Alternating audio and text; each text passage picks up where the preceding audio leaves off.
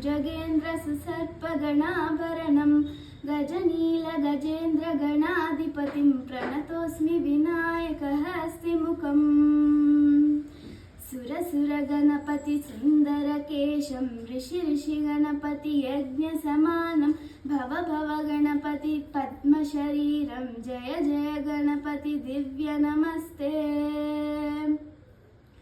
गजमुखवक्त्रं गिरिजापुत्रं गणगुणमित्रं गणपतिमिषप्रियं